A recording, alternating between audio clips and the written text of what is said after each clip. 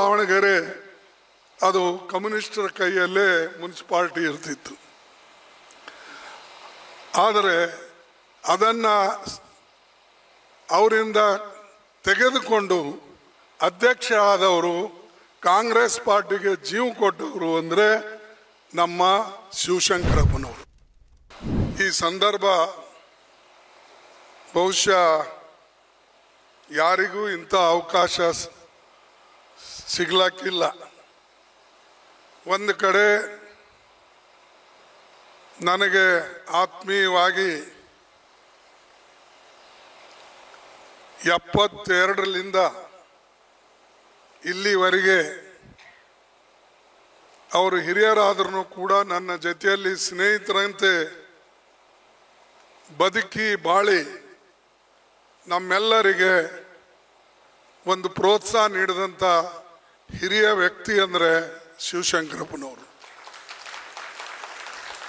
ಒಂದು ಸಲ ನಮಗೆ ಮುಜುಗರ ಆಗ್ತದೆ, ಯಾಕಂದರೆ ನಮ್ಮಕ್ಕಿನ್ನ ಅವರು 11 ವರ್ಷ ಹಿರಿಯರು. ಅದಕ್ಕಾಗಿ ಒಂದೊಂದು ಸಾರಿ ಮುಜುಗರ ಆದ್ರೂ ಅವ್ರೇನು ಅದಕ್ಕೆ ಕೇರ್ ಮಾಡಲ್ಲ. ಬನ್ನಿಯಪ್ಪ ಎಲ್ಲರೂ ಒಂದೇ, ಹಿರಿಯರೇನು ಕಿರಿಯರೇನಂತ. ಸೊ ನಮ್ಮ ಮೊದಲ ಭೇಟಿ ಅವರಿಗೆ ಆಗಿದ್ದು 72ರಲ್ಲಿ, ಯಾವಾಗ ಅವರು ಮುನ್ಸಿಪಲ್ ಪ್ರೆಸಿಡೆಂಟ್ರಾಗಿ ಎಲೆಕ್ಟ್ ಆಗಿ ಅಧ್ಯಕ್ಷರಾಗಿದ್ದರು.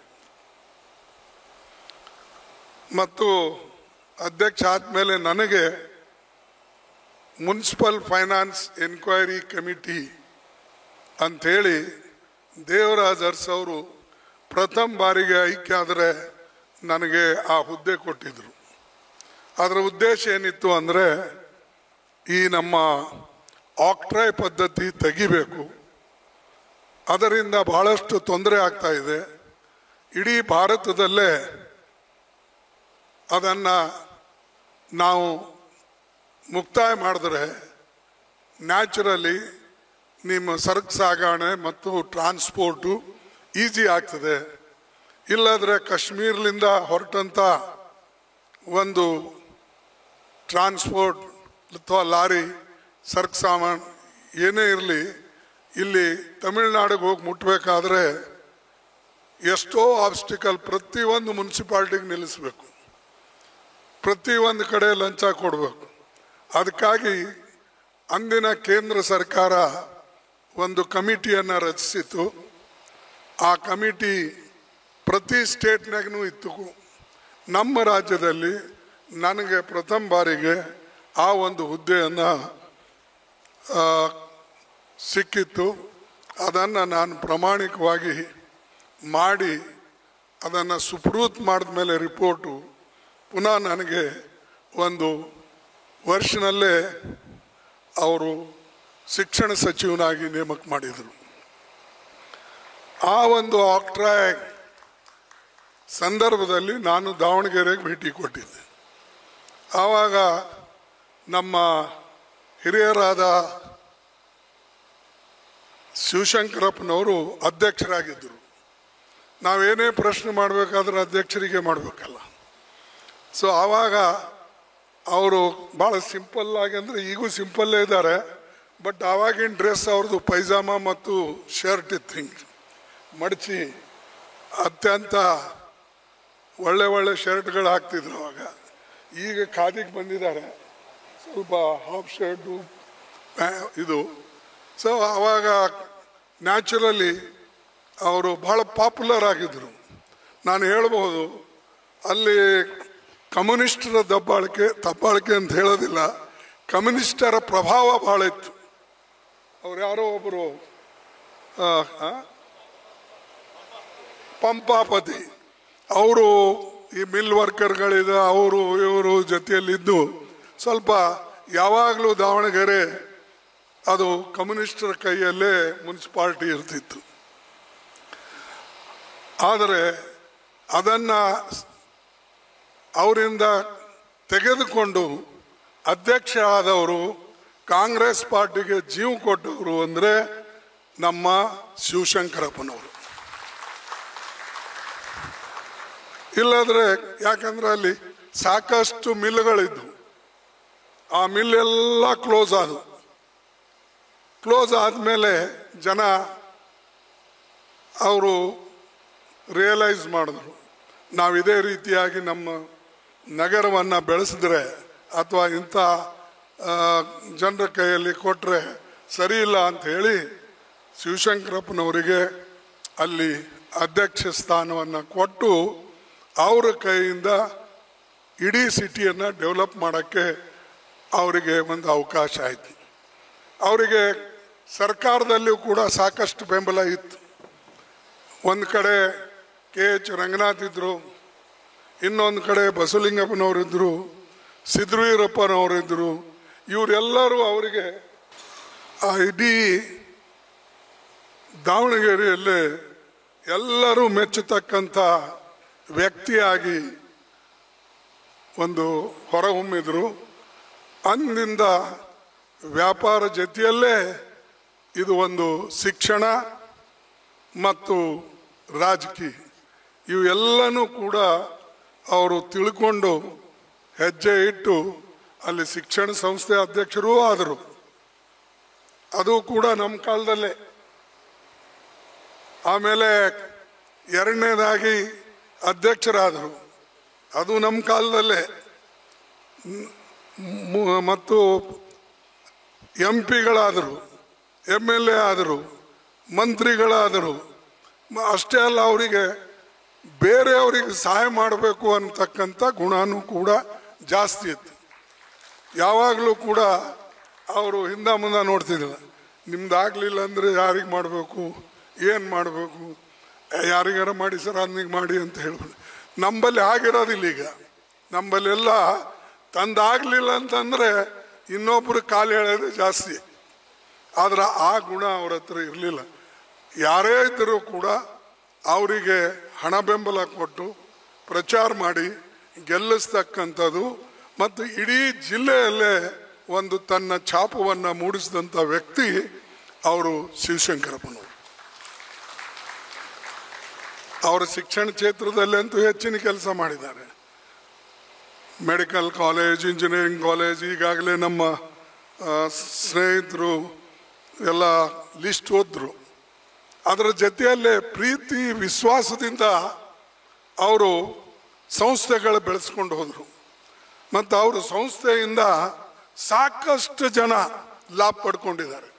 ಎಷ್ಟೋ ಜನ ದುಡ್ಡಿಲ್ಲದರೂ ಕೂಡ ಅವ್ರಿಗೇನಂದ್ರೆ ಹೋಗಿ ನಮಸ್ಕಾರ ಮಾಡಿ ಕಾಲಿಗೆ ಬಿದ್ದರೆ ದುಡ್ಡಿಲ್ಲ ಅಂದ್ರೂ ಒಂದು 10 ನಿಮಿಷ ಯೋಚನೆ ಮಾಡಿ ಆಯ್ತು ನೋಡೋಣ ಹೋಗಿ ಅಂತ ಹೇಳಿ ಮೆಡಿಕಲ್ ಕಾಲೇಜ್ ತಗೊಂಡವರು ಇದ್ದಾರೆ. ಆ ಕಾಲದಾಗ post graduation centre, post graduation seat ಸಿಗಬೇಕಾದ್ರೂ ಭಾಳ ಕಷ್ಟ. ಆದರೆ ಇವರು ಪೋಸ್ಟ್ ಗ್ರಾಜ್ಯುಯೇಷನ್ ಪ್ರಯತ್ನ ಮಾಡಿ ಬಡವರಿಗೆ ಕೊಡಿಸ್ತಕ್ಕಂಥದ್ದು, ಯಾರಿಗೆ ಇನ್ಫ್ಲೂಯೆನ್ಸ್ ಇಲ್ಲ ಅಥವಾ ಬೇರೆಯವ್ರ ರೆಕಮೆಂಡೇಶನ್ ಇಲ್ಲ ಅಂಥವರಿಗೆ ಸ್ವತಃ ಅವ್ರು ಬಂದು ಇವ್ರಿಗೆ ಕೇಳಿದ್ರೆ ಸಾಕಷ್ಟು ಜನರಿಗೆ ಇನ್ಸ್ಟಾಲ್ಮೆಂಟ್ ಮೇಲೆ ಫ್ರೀ ಕೊಡ್ತಕ್ಕಂಥದ್ದು, ಅವ್ರ ಮಕ್ಕಳಿಗೆ ಬೆಳೆಸ್ತಕ್ಕಂಥದ್ದು. ಅದಕ್ಕೆ ಇನ್ನೂ ಕೂಡ ನನಗೆ ಇಲ್ಲಿ ಡೆಲ್ಲಿಯಲ್ಲಿ ಭೇಟಿಯಾದಾಗ ಅನೇಕ ಜನ ಕೆಲವು ಓ ಶಿವಶಂಕರಪ್ಪಾಜಿ ಹೈ ಕ್ಯಾ ಅಂತ ಕೇಳ್ತಾರೆ. अरे है क्या, उन्होंने तो 100 साल के ऊपर जीने वाले हैं. नहीं नहीं, हमको एक मेडिकल सीट दिए थे, उसीलिए वो पूछ रहे थे. ಹಿಂಗೆ ಒಂದು ಪ್ರಖ್ಯಾತಿ ಅವ್ರ ಹೆಸರು ಬಗ್ಗೆ ಒಬ್ಬರು ಕೆಟ್ಟ ಮಾತಾಡಂಗಿಲ್ಲ. ಯಾರೆಲ್ಲರೂ ಕೂಡ ಅವ್ರ ಕಾರ್ಯಕ್ಕೆ ಮೆಚ್ಚತಕ್ಕಂಥದ್ದು ಮತ್ತು ಅವ್ರು ಮಾಡಿದಂಥ ಕೆಲಸಕ್ಕೆ ಎಲ್ಲರೂ ಮೆಚ್ತಾರೆ. ಈಗ ಯಾರೋ ನನಗನ್ಸಿನ ಮಟ್ಟಿಗೆ ಇಲ್ಲಿವರೆಗಂತೂ ನನ್ನ ಮುಂದೆ ಯಾರು ಮಾತಾಡಿದ್ರು. ಬಹುಶಃ ನಾನು ಅವರ ಭಾಳ ಹತ್ತಿರದ ಒಬ್ಬ ಆದ ಕಾರಣ ನಮ್ಮ ಹತ್ರ ಮಾತಾಡ್ಲಿಕ್ಕಿಲ್ಲ. ಬಟ್ ಯಾರೂ ಮಾತಾಡೋದಿಲ್ಲ. ಅಷ್ಟೊಂದು ಅವರು ಜನ ಮೆಚ್ಚುಗೆಯನ್ನು ಪಡೆದಿದ್ದಾರೆ. ಜೊತೆಯಲ್ಲಿ ಇವತ್ತು ವೀರಶೈವ ಲಿಂಗಾಯತ ಸಮುದಾಯದ ಅಧ್ಯಕ್ಷರೂ ಆಗಿದ್ದಾರೆ, ರಾಜ್ಯದ ಅಧ್ಯಕ್ಷರಾದರು. ಆಮೇಲೆ ಇಡೀ ವಿಶ್ವದ ವೀರಶೈವ ಲಿಂಗಾಯತ ಸಮಾಜದ ಅಧ್ಯಕ್ಷರಾಗಿನೂ ಅವರು ಮುಂದುವರೆದರು. ಇಷ್ಟೊಂದು ಪ್ರೀತಿಗೆ ಪಾತ್ರ ಆಗಬೇಕಾದ್ರೆ ಒಳ್ಳೆ ಕೆಲಸ ಮಾಡಿದ್ರೆ ಇದು ಸಾಧ್ಯ ಇದೆ. ಕುಂತಲ್ಲೇ ಮಾತಾಡ್ತಕ್ಕಂಥವ್ರಿಲ್ಲ, ಮಾತು ಕಮ್ಮಿ ಅವರು, ಬರೇ ಕುಂತಲ್ಲೇ ಚರ್ಚೆ ಮಾಡಿ ಏನು ಕೆಲಸ ಮಾಡಬೇಕು ಅದನ್ನು ಮಾಡ್ತಿದ್ರು. ಅದಕ್ಕಾಗಿ ಅವ್ರ ಬಗ್ಗೆ ಇನ್ನೂ ಸಾಕಷ್ಟು ನಾನು ಹೇಳ್ಬೋದು, ಬಟ್ ಸಮಯ ಇಲ್ಲ, ಅವ್ರಿಗೂ ತೊಂದರೆ ಆಗ್ತದೆ ಅಂಥೇಳಿ ನಾನು ಸ್ವಲ್ಪ ಇನ್ನೊಂದು ವಿಶೇಷ ಹೇಳ್ತೀನಿ. ಅವರ ದೊಡ್ಡ ಗುಣ ಅಂದರೆ ಒಂದು ನಿಮಗೆ ಹೇಳಕ್ಕೆ ಇಚ್ಛೆ ಪಡ್ತಾ ಇದ್ದೇನೆ. 84ನಲ್ಲಿ ಯಾವಾಗ ರಾಜೀವ್ ಗಾಂಧಿಯವರು ಪ್ರೈಮ್ ಮಿನಿಸ್ಟರ್ ಇದ್ರು, ನಾವು ಮತ್ತು ಶಿವಶಂಕರಪ್ಪನವರು ಡೆಲ್ಲಿಗೆ ಹೋಗಿದ್ದೇವೆ. ಡೆಲ್ಲಿಗೆ ಹೋಗಿ ಅದಾಗ ರಂಗನಾಥ್ನು ಬಂದಿದ್ರು, KH ರಂಗನಾಥ್. ನಾವೆಲ್ಲ ಹೋಗಿ ಶಿವಶಂಕರಪ್ಪನವರಿಗೆ ಪಾರ್ಲಿಮೆಂಟ್ಗೆ ಕಳಿಸ್ಬೇಕು ಅಂತ ಹೇಳಿ ನಮ್ಮ ಪ್ರಯತ್ನ ಇತ್ತು. ಸಾಕಷ್ಟು ಪ್ರಯತ್ನ ಮಾಡಿದೆವು, ಗುಂಡ್ರಾವ್ ಒಪ್ಪಲಿಲ್ಲ. ನೀವು ಹೇಳಿದ್ದ ಎಲ್ಲ ಸೀಟು ನಾನು ಕೊಡ್ತೇನೆ, ಶಿವಶಂಕರಪ್ಪಗೆ ನೀವು ಯಾಕೆ ಕೊಡಲ್ಲ ಅಂತ ಕೇಳಿದೆ. ಅವನು ನಿಮ್ಮ ಫ್ರೆಂಡಾ, ನನ್ನ ಫ್ರೆಂಡ್ ಅಲ್ಲ ಅಂತ ಹೇಳ್ದ. ಅರೆ ಇದು ಏನಂತ, ಮತ್ತು ನಾನು ನಿಮ್ಮ ಫ್ರೆಂಡ್ ಇದ್ದೀನಲ್ಲ ಅಂತ ಹೇಳಿದೆ. ಇಲ್ಲ ಅದು ಹೌದು, ಇಲ್ಲಿವರೆಗೆ ನನ್ನ ಹತ್ರ ಬಂದು ಕೇಳಿಲ್ಲ, ಅದಕ್ಕೆ ಅವ ನಿಮ್ಮ ಫ್ರೆಂಡ. ಆದರೆ ನಿಮ್ಮ ಫ್ರೆಂಡ್ ಯಾರಿಗೆ ಹೇಳ್ತಾರೋ ಅವ್ರಿಗೆ ನಾನು ಟಿಕೆಟ್ ಕೊಡ್ತೀನಿ, ಯಾರ ಹೆಸರೇ ಹೇಳಿ. ನೆನಪಿದೇನ್ರಿ? ಇರಲಿ. ಸೊ ನೀವು ಹೇಳ್ದವ್ರಿಗೆ ಕೊಡು. ಅವಾಗ ನಾವಿಬ್ಬರು ಡೆಲ್ಲಿಗೆ ಬಂದೆ. ಡೆಲ್ಲಿಯಿಂದ ನೇರವಾಗಿ ಅಲ್ಲಿ ತಾಜ್ ಹೋಟೆಲ್ ಅಂತಿದೆ, ಅಲ್ಲಿ ಹಾದಿಯಲ್ಲೇ ಈ ಕಡೆ ನಮ್ಮ ಏರ್ಪೋರ್ಟ್ಗೆ ಹೋಗುವಾಗ ಕಾರ್ನರ್ ವಿಜಯ್ ಬ್ಯಾಂಕ್ ಪಕ್ಕದಲ್ಲಿ ಅಲ್ಲಿ ನಾವಿಬ್ರು ಇಳ್ಕೊಂಡೇವೆ ರಾತ್ರಿ. ಇವ್ರೇನು ಹೇಳಿದ್ರು, ಸರ್ ನೋಡೋಣ ಪರೀಕ್ಷೆ ಮಾಡೋಣ ಗುಂಡ್ರಾವ್ದು, ಇವನು ನಾನು ಹೇಳಿದ್ದೆ ಕೇಳ್ತೇನೆ ಅಂತ ಕೊಡ್ತೀನಿ ಅಂತ ಹೇಳಿದಾನೆ, ನನಗೆ ಕೊಡೋದಿಲ್ಲ ಅಂತ ಹೇಳಿದಾನೆ, ನೋಡೋಣ. ಅವರು ನಾನು ಹೆಂಗೆ ಒಂದು ಕೆಲಸ ಮಾಡೋಣ, KH ರಂಗನಾಥ್ಗೆ ಚಿತ್ರದುರ್ಗ ಸೀಟ್ ಕೊಡಲಿ, ಜನರಲ್ ಸೀಟ್, ರಿಸರ್ವ್ ಕ್ಯಾಂಡಿಡೇಟ್ ಅವರು, ಅದಕ್ಕೆ ಜನರಲ್ ಸೀಟ್ ಕೊಡಲಿ ನನ್ನ ಜಾಗದಲ್ಲಿ ಅವರಿಗೆ ಅಂತ. ಆ ಗುಂಡ್ರಾವ್ಗೆ ಅಷ್ಟೇ ಬೇಕಾಗಿತ್ತು. ಶಿವಶಂಕರಪ್ಪ ಅವರು ಹೇಳಿದಾರ, ಒಪ್ಪಿದಾರ, ಓಕೆ ಡನ್. ಇವರಿಂದ KH ರಂಗನಾಥ್ ಅವರಿಗೆ ಜನರಲ್ ಸೀಟ್ ಪಾರ್ಲಿಮೆಂಟ್ ಸಿಕ್ತು. First time. ಇಲ್ಲಿ ನಾವಿಬ್ರು ಬಂದೆವು, ಹೋಟೆಲ್ನಲ್ಲಿ ಉಳಿದಾಗ ಅಲ್ಲಿಂದ ಫೋನ್ ಮಾಡಿದೆವು, ಇಬ್ರು ಹೇಳ್ದೇವೆ ರಂಗನಾಥ್ ಅವರಿಗೆ, ಸರ್ ನೀವು ಭಾಳ ಲಕ್ಕಿ ಇದ್ದೀರಿ ಅಂತ. ಏನು ಏನು ಯಾಕಂದ್ರೆ ಅವರು ಇವ್ರಿಗೋಸ್ಕರ ಬಂದಿದ್ರು, ಇವರಿಗೆ ಟಿಕೆಟ್ ಕೊಡಿಸ್ಬೇಕು ಅಂತ ಬಂದಿದ್ರು. ಅದಕ್ಕಾಗಿ ಅವರಿಗೆ ಆಶ್ಚರ್ಯ ಆಯ್ತು, ಏನಾಯ್ತು ಅಂತ. ಏನಿಲ್ಲ ಸರ್, ನೀವು ಹೆಣ್ಣು ಹುಡುಕಕ್ಕೆ ಹೋಗಿದ್ರಿ, ಬಟ್ ಆ ಹೆಣ್ಣು ನೀವೇ ಲಗ್ನ ಮಾಡ್ಕೊಂಡ್ರಿ, ಪಾಪ ನೀವು ಬಿಟ್ರಿ ಅಂತ ಅಂದ ಕೂಡಲೇ ಅವ್ರು ಏನು ಚಾಚೆ ಏನು ಅಂಥ ಕೆಲಸ ಏನು ಮಾಡಿಲ್ಲಲ್ಲ.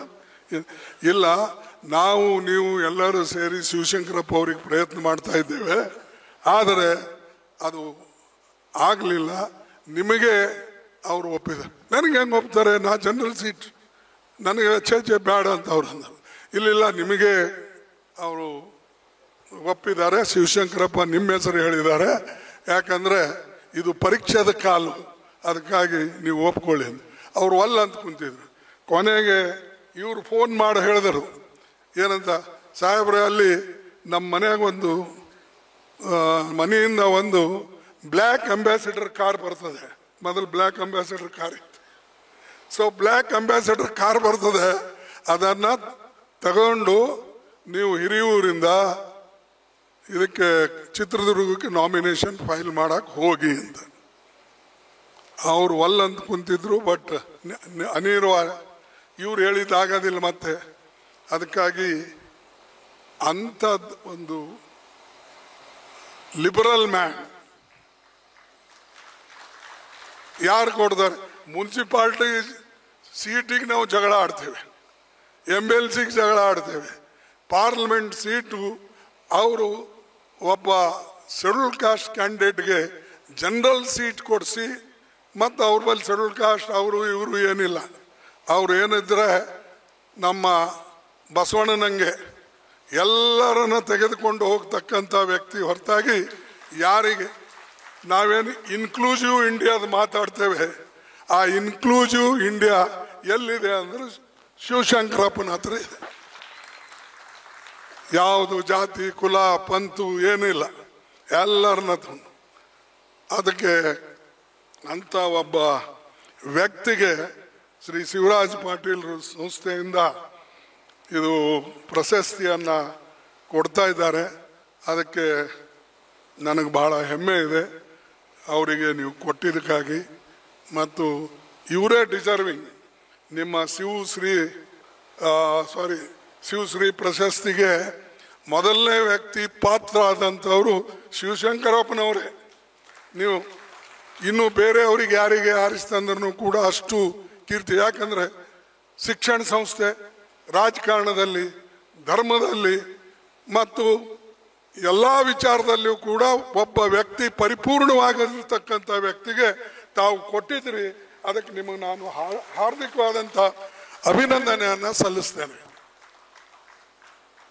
ಈಗ ಎರಡನೇದಾಗಿ ಇನ್ನು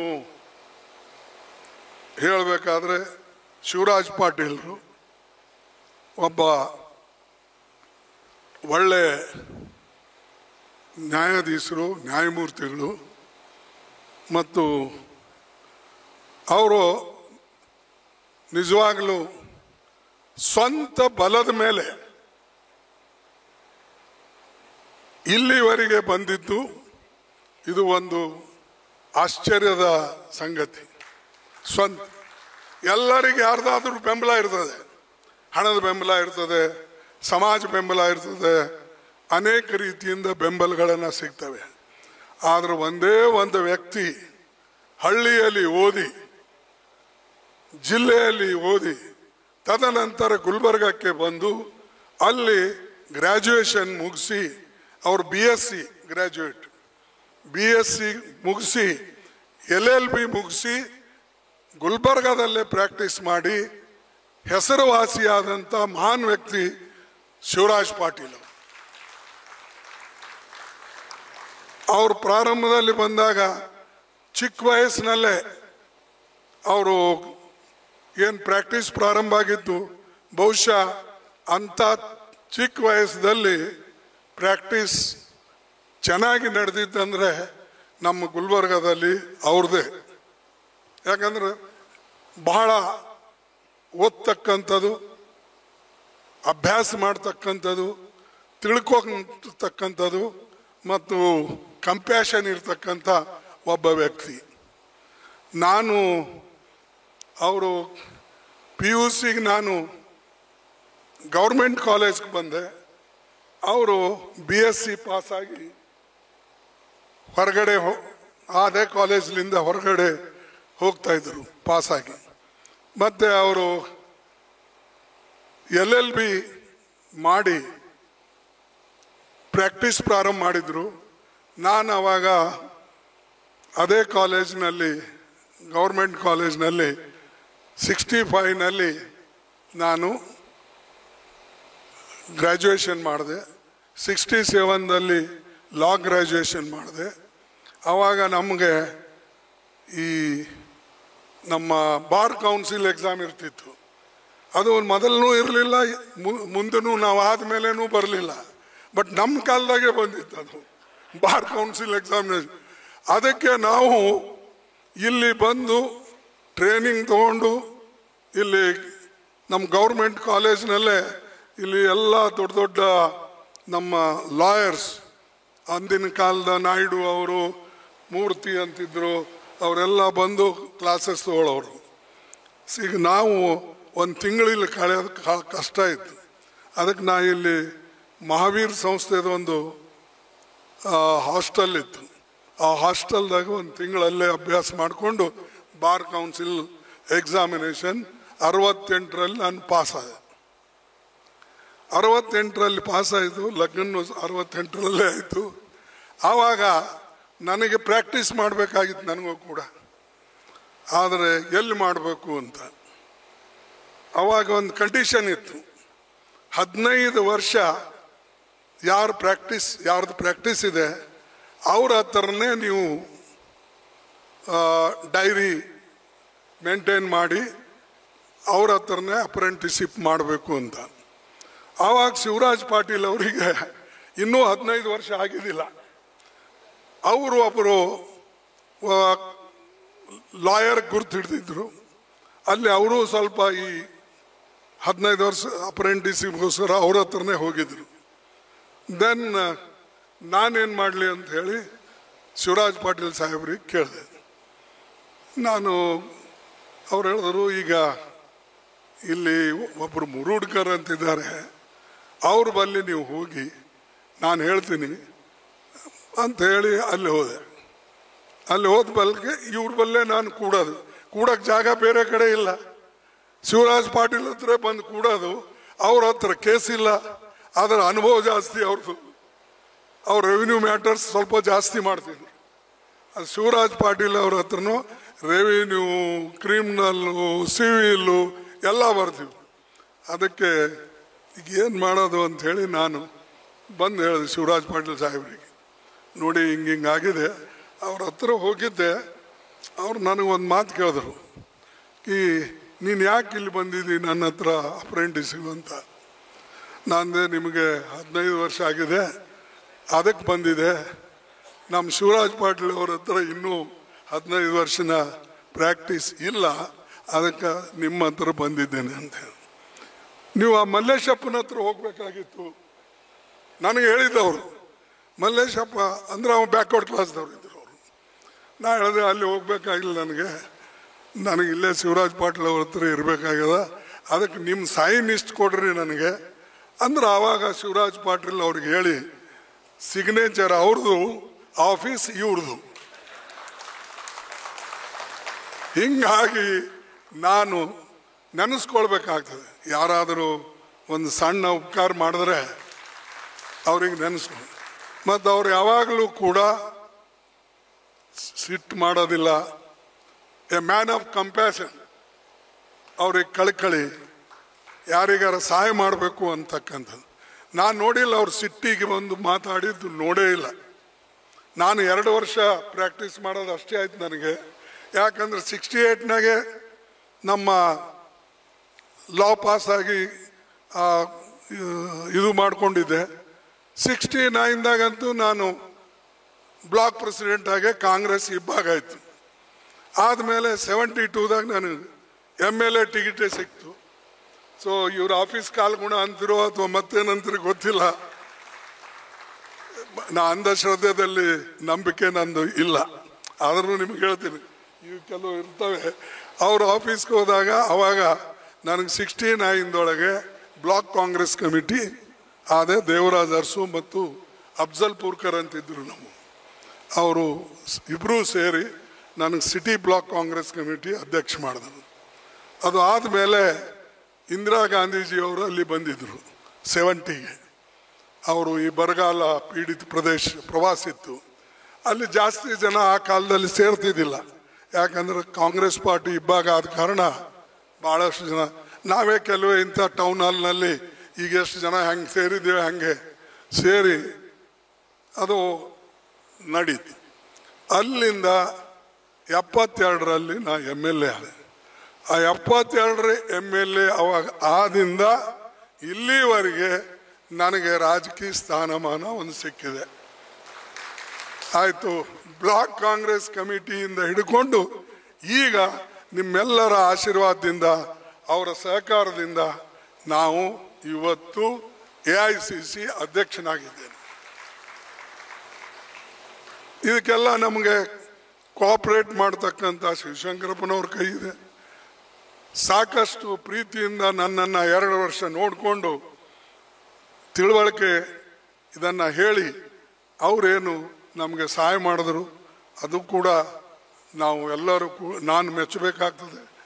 ಹೀಗೆ ನಾನು ಬೆಳ್ಕೊಂಡು ಬಂದೆ. ಗುರುಮಠಕಲ್ ಕ್ಷೇತ್ರ ಸಿಕ್ತು ನನಗೆ. 1 ಸಲ, 2 ಸಲ, 3 ಸಲ, 4 ಸಲ, 5 ಸಲ, 6 ಸಲ, 7 ಸಲ, 8 ಸಲ, 9 ಸಲ ಸತತವಾಗಿ MLA ಆರಿಸಿ ಬಂದೆ.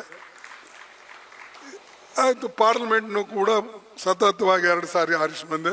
ಇದು ಮೊದಲನೇ ಸಲ ನಾನು ರಾಜ್ಯಸಭಾ ಮೆಂಬರ್ ಆಗಿದ್ದೇನೆ.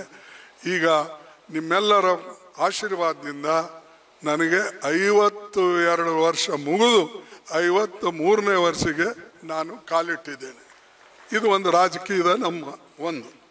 ಆದರೆ ಇದಕ್ಕೆಲ್ಲನೂ ಕೂಡ ಬ್ಯಾಕ್ಗ್ರೌಂಡ್ ಬೇಕು. ನಾನು ಅವ್ರ ಆಫೀಸ್ಗೆ ಹೋಗ್ತಿದ್ದಿಲ್ಲ ಅಂದರೆ, ನಾನು ಎಲ್ಲರ ಬೇರೆಯವ್ರಿಗೆ ಮಲ್ಲೇಶಪ್ಪ ಅವನು ಇವನು ಅಂತ ಹೊಡ್ಕೊಂಡು ಹೋಗಿದ್ರೆ ಬಹುಶಃ ನಾನೇನು ವಕಾಲತ್ತೇನು ಮಾಡ್ತಿದ್ದಿಲ್ಲ. 2 ವರ್ಷ ವಕಾಲತ್ ಸ್ವಲ್ಪ ಮಾಡಿದಕ್ಕಾಗಿ ಏನಪ್ಪ ಪಿಟಿಷನ್ ಏನು, ಅದು ಏನು, ಇದು ಏನು, ಅಫಿಡವಿಟ್ ಹೆಂಗೆ ಮಾಡ್ತಾರೆ, ಇಂಥವೆಲ್ಲ ಕಲಿಯಕ ನಮಗೆ ಆಯಿತು. ಹೀಗೆ ಶಿವರಾಜ್ ಪಾಟೀಲ್ ಅಂದರೆ ಒಂದು ತಂದೆ ಆದಂಥ ವ್ಯಕ್ತಿತ್ವವನ್ನು ಬೆಳೆಸ್ಕೊಂಡಂಥ ಒಬ್ಬ ನ್ಯಾಯಮೂರ್ತಿ. ಕೆಲವು ಜನ ಜಲಸು ಇದ್ರು ಅವ್ರ ಬಗ್ಗೆ, ನಾನು ಸ್ಪಷ್ಟವಾಗಿ ಹೇಳ್ತೀನಿ. ಯಾಕಂದರೆ ಅವರು ಪಾಪ ಅವರು BA LLB MA LLB ಓದಿದ್ರು, ಆದರೆ ಅವ್ರಿಗೆ ಬರ್ತಾ ಇರಲಿಲ್ಲ ವಕಾಲತೆ ಮಾಡೋಕ್ಕೆ ಸರಿಯಾಗಿ. ಅಲ್ಲಿ ಅಂಥವರು ಇವ್ರು ಬಂದ ಕೂಡಲೇ ಇಷ್ಟೊಂದು ಮೇಲೆ ಹೋಗಿದ್ದಾರೆ, ಇಷ್ಟೊಂದು ಕೇಸಸ್ ಅವ್ರ ಬಳಿ ಬರ್ತಾ ಇವೆ ಅಂಥೇಳಿ ಗುಜು ಗುಜು ಗುಜು ಅಲ್ಲಿ ಇಲ್ಲಿ ಬಾರ್ ಕೌನ್ಸಿಲ್ದಾಗ ಮಾತಾಡೋರು. ನಾವು ನೋಡಿ, ಯಾರ ಹತ್ರ ಒಳ್ಳೆ ಗುಣ ಇರ್ತದೋ ಅವರಿಗೆ ಯಶಸ್ಸು ಸಿಗ್ತದೆ. ಅದು ಹೇಳ್ತಾರಲ್ಲ, do good thing result will be good ಅಂತ. ಹಾಗೆ ನಾವು ಒಳ್ಳೇದು ಮಾಡಿದ್ರೆ ನಮಗೆ ಒಳ್ಳೇದು ಆಗ್ತದೆ. ಹಾಗೆ ಶಿವರಾಜ್ ಪಾಟೀಲ್ರು ಒಳ್ಳೆಯದನ್ನು ಮಾಡ್ಕೊಂಡು ಬಂದಿದ್ದಾರೆ. ಸಾಕಷ್ಟು ಲಾಯರ್ನ ಬೆಳೆಸಿದ್ದಾರೆ, ಸಾಕಷ್ಟು ನ್ಯಾಯಮೂರ್ತಿಗಳನ್ನು ಪ್ರೋತ್ಸಾಹ ನೀಡಿದ್ದಾರೆ. ಅದಕ್ಕೆ ಅವರಿಗೆ ನಾವು ಎಲ್ಲರೂ ಕೂಡ ನಿಜವಾಗ್ಲೂ ಸನ್ಮಾನ ಮಾಡಬೇಕು. ಇಂಥ ವ್ಯಕ್ತಿಗಳ ರೇರ್. ನೀವು ಯಾರೇ ಭೇಟಿ ಆಗಲಿ ಅವರಿಗೆ, ಅವರು ನಗಮುಖಿ ಹಾಗೆ ಮಾತಾಡ್ತಾರೆ. ಈ ನನಗೆ ಹಂಗೆ ಬರಲ್ಲ, ನನಗೆ ಸಿಟ್ಟು ಬರ್ತದೆ ಸ್ವಲ್ಪ. ಏನಾರ ಸ್ವಲ್ಪ ಅಡ್ಡ ತಿಡ್ಡ ಮಾತಾಡಿದ್ರೆ ನನಗೆ ಸ್ವಲ್ಪ ಸಿಟ್ಟು ಬರ್ತದೆ. ಅಲ್ಲಿದ್ದಲ್ಲೇ ಹೇಳಿಬಿಡ್ತೀನಿ. ಅವ್ರು ಏನೇ ಬರಲಿ ಅದನ್ನು ಹೊರಗೆ ತೋರಿಸದೆ, ಪ್ರದರ್ಶನ ಮಾಡದೆ ನಗಮುಖಿಯಿಂದನೇ ಉತ್ತರ ಕೊಡ್ತಾರೆ, ಹೇಳ್ತಾರೆ, ಅದಕ್ಕೆ ಸಾಲ್ಯೂಷನ್ನು ಕೂಡ ಕಂಡುಹಿಡಿತಾರೆ. ಅದಕ್ಕೆ ಇದು ಅವರು ಒಂದು ಮಾಡಿದಂಥ ಈ ಏನು ಸಂಸ್ಥೆ ಇದೆ, ಈ ಸಂಸ್ಥೆಯಿಂದ ಮಕ್ಕಳಿಗೆ, ವಿಕಲಾಂಗ ಜನರಿಗೆ ಮತ್ತು ವಿದ್ಯಾರ್ಥಿಗಳಿಗೆ ಏನು ವೇತನ ಕೊಡ್ತಕ್ಕಂಥದ್ದು, ಸ್ಕಾಲರ್ಶಿಪ್ ಕೊಡ್ತಕ್ಕಂಥದ್ದು, ಇದು ಎಲ್ಲನೂ ಕೂಡ ಅವ್ರು ಮಾಡ್ತಾ ಇದ್ದಾರೆ. ನಾನು ಅದಕ್ಕೆ ಒಳ್ಳೆಯದಾಗಲಿ ಅಂಥೇಳಿ ಹಾರೈಸ್ತೀನಿ. ಮತ್ತು ಅವರ ಗುಣಕ್ಕೆ ಎಲ್ಲರೂ ಕೂಡ ಮೆಚ್ಚಿ ಡೊನೇಷನ್ನು ಕೊಡ್ತಾರೆ ಅಂಥೇಳಿ ನಾನು ಭಾವಿಸಿದ್ದೇನೆ. ಯಾಕಂದರೆ ಯಾಕೆ ಭಾಳಷ್ಟು ಜನ ಹೇಳ್ತಾರೆ, ಏನು ಸರ್ ನೀವು ಒಳ್ಳೆ ಫಂಕ್ಷನ್ ಮಾಡಿದಿರಿ, ಚೆನ್ನಾಗಿ ಮಾಡ್ತಾಯಿದ್ದೀರಿ, ಸ್ಕಾಲರ್ಶಿಪ್ ಏನಾರ ಸ್ವಲ್ಪ ಸಹಾಯ ಮಾಡಿ ಡೊನೇಷನ್ ಕೊಡ್ರಿ ಅಂದರೆ ನಿಮ್ಮ ಹತ್ತಿರ ಬರಲ್ಲ. ಈಗ ನೀವು ಮುಂದೆ ನೋಡ್ಬೇಕು, ಈಗ ಗೊತ್ತಾಗಲ್ಲ. ನಮ್ಮಲ್ಲಿ ಒಂದು ಗಾದಿ ಮಾತಿದೆ, ಅಫ್ಕೋರ್ಸ್ ರಫ್ ಇದೆ. ವಿಲೇಜರ್ಸ್ ಹೇಳ್ತಾರೆ, ಸೋತಾಗ ಸೋಪ್ತಿ ಗುಣ ನೋಡ್ಬೇಕಂತೆ, ಕಾಯಿಲೆ ಬಿದ್ದಾಗ ಮನೆಯವ್ರ ಗುಣ ನೋಡ್ಬೇಕಂತ.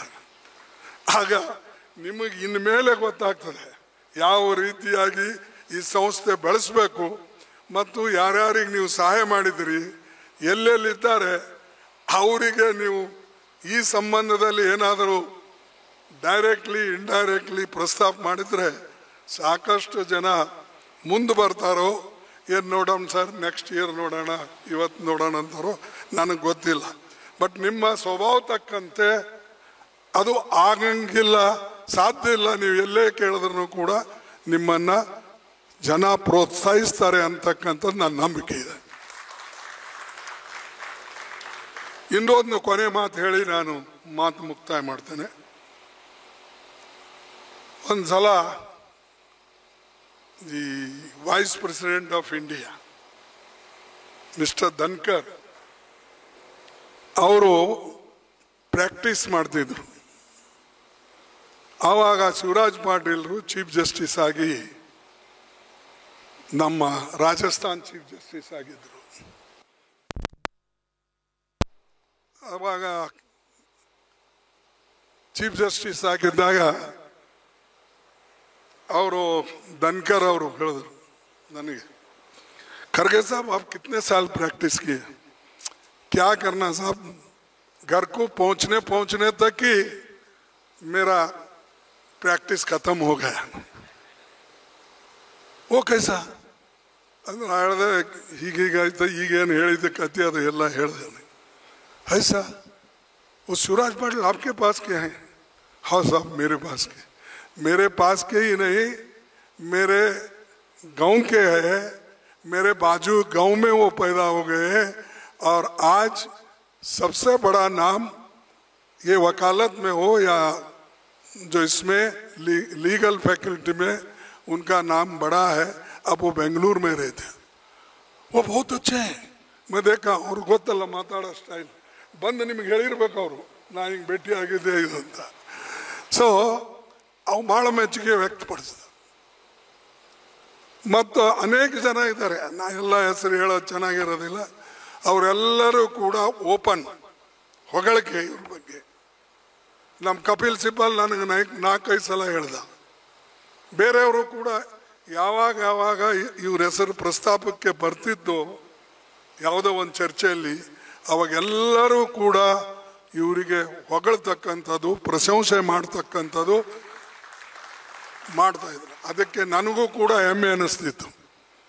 ನಾವೆಲ್ಲ ನಮ್ಮ ಭಾಗದವರು ಒಂದಾಗಿದ್ದೇವೆ, ಕೆಲಸ ಹೀಗೆ ಮಾಡಿದ್ರೆ ಜನ ಹೊಗಳ್ತಾರೆ ಅಂಥೇಳಿ, ಪ್ರಶಂಸೆ ಮಾಡ್ತಾರೆ ಅಂಥೇಳಿ ಒಂದು ನನಗೂ ಕೂಡ ಒಂದು ಅಭಿಮಾನ ಅನ್ನಿಸ್ತಾ ಇತ್ತು. ಮತ್ತು ಇವತ್ತು ನನಗೆ ಹೆಚ್ಚಿನ ಅಭಿಮಾನ ಏನಾಗಿದೆ ಅಂದರೆ, ನನಗೆ ಯಾರ ಹತ್ರ ನಾನು 2 ವರ್ಷ ಪ್ರಾಕ್ಟೀಸ್ ಮಾಡಿ ಮುಂದೆ ನನಗೆ ಹಾದಿ ಸಿಕ್ತೋ ಅವರೂ ಇಲ್ಲಿದ್ದಾರೆ.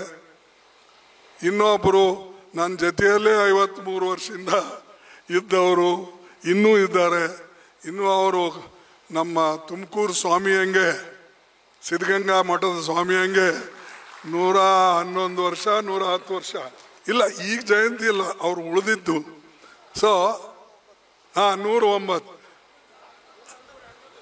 ಸರ್ 111 ಓಕೆ, ಅದಕ್ಕಿಂತ ಜಾಸ್ತಿ ಬದುಕಲಿ ಅಂತ ನಾನು ಹೇಳ್ತಾ ಇದ್ದೇನೆ. ಯಾಕಂದ್ರೆ ಒಳ್ಳೆ ಕೆಲಸ ಮಾಡೋರಿಗೆ ಅವರು ಕೂಡ ಶಿಕ್ಷಣದಾನ, ಅನ್ನದಾನ ಎಲ್ಲ ಮಾಡ್ತಾ ಇದ್ರು. ಅದಕ್ಕೆ ಸಿದ್ಧಗಂಗಾ ಸ್ವಾಮಿಗಳಿಗೆ ಅಷ್ಟೊಂದು ವರ್ಷ ಬದುಕಕ್ಕೆ ಸಾಧ್ಯ ಆಯಿತು ಆ ಶಿಕ್ಷಣದಾನ ಮತ್ತು ಅನ್ನದಾನ ಮಾಡೋರಿಂದ. ಅದಕ್ಕೆ ಈ ಪುಣ್ಯಾತ್ಮನು ಕೂಡ ಅನ್ನದಾನ, ಶಿಕ್ಷಣದಾನ ಮತ್ತು ಎಲ್ಲ ಜನರಿಗೆ ತೆಗೆದುಕೊಂಡು ಹೋಗ್ತಕ್ಕಂಥ ಶಕ್ತಿ ಇದೆ. ಅದಕ್ಕೆ ನಮ್ಮೆಲ್ಲರ ಆಯುಷ್ಯವನ್ನು ಅವ್ರಿಗೆ ಸಿಗಲಿ ಅನ್ನತಕ್ಕಂಥ ಮಾತನ್ನು ಹೇಳಿ ನಾನು 4 ಮಾತು ಮುಗಿಸ್ತೇನೆ. ಜೈ ಹಿಂದ್, ಜೈ ಕರ್ನಾಟಕ.